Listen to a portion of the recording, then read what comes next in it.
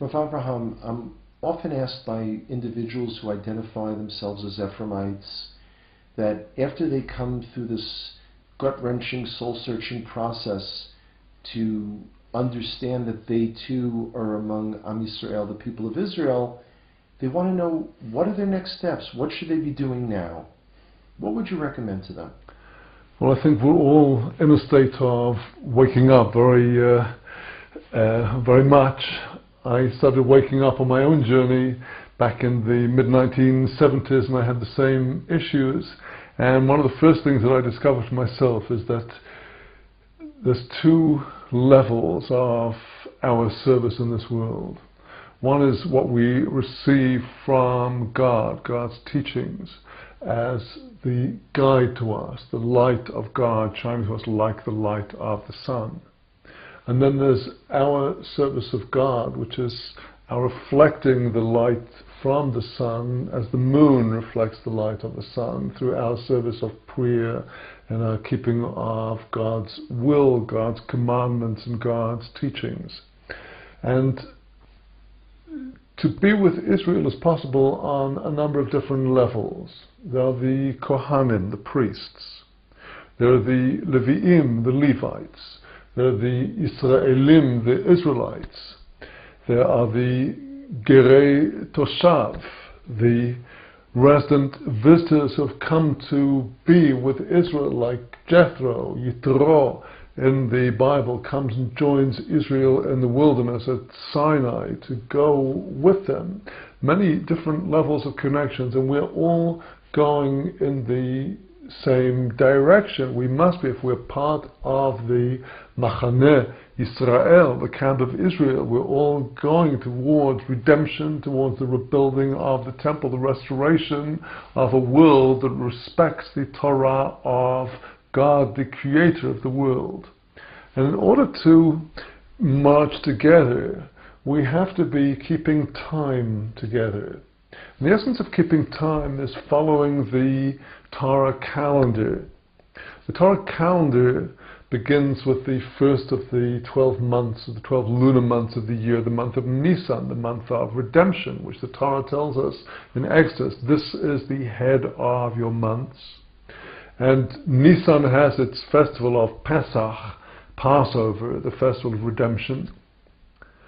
Then immediately after the first day of the festival of Pesach, we already start the count of 7 weeks until the 50th day, the day of the giving of the Torah, the celebration of the festival of Shavuot, the Feast of Weeks. And then we go into the summer, and we have the more introspective and soul-searching period of destruction, which we recall in the summer months. And then we come to the high holidays in Tishrei, September, and we are approaching Rosh Hashanah, the head of the spiritual year, Yom Kippur, the Day of Atonement, and the festival of Sukkot. Well, all of these times of the year affect our day-to-day life in those seasons. Now we are in Nisan, looking forward to Pesach, cleaning our houses of the chametz, the leavened breads, and all the crumbs and everything else, getting ready for the spring holiday of redemption. Each period of the year, if we follow through the practices of that period, we are marching together with the camp of Israel. And this goes down to our week-by-week studies as well. Every day should have time for the light of the sun and time for the light of the moon. The light of the sun is the study of the Torah. The light of the moon is prayer, contemplation, beseeching God for His help and fulfilling God's will and God's precepts and commandments. So every day should have its period of Torah study.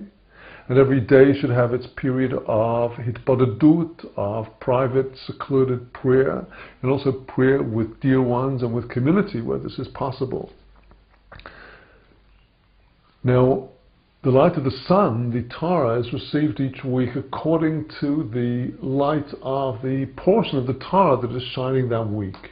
The 5 books of Moses, which are the foundation of our whole tradition, are divided into 54 portions, of which 53 are allocated to each of the 53 Shabbases in a full year.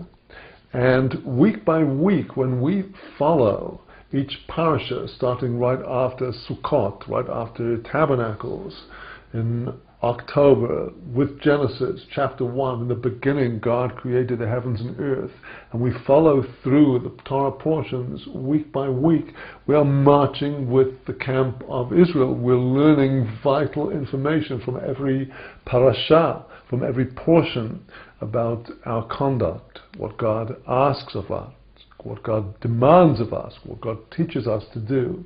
So it's through keeping up with the study of the Torah in the annual cycle, and through keeping up with the Torah calendar, observing, and even where we may feel that we're not yet ready for the full observance of this particular commandment in this way, nevertheless we inform ourselves about it.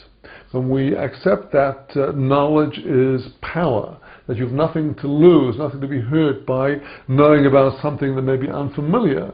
Just like sometimes people become aware of how they should live in a healthy manner, and they start reading what is actually recommended by the experts in the field, and they are in horror about how much change this would demand of their lifestyle. It doesn't harm to know, and the more you know, the more respect you have for those who do observe the Torah, and the more ability you have to come to this observance in a loving and knowledgeable and deep way.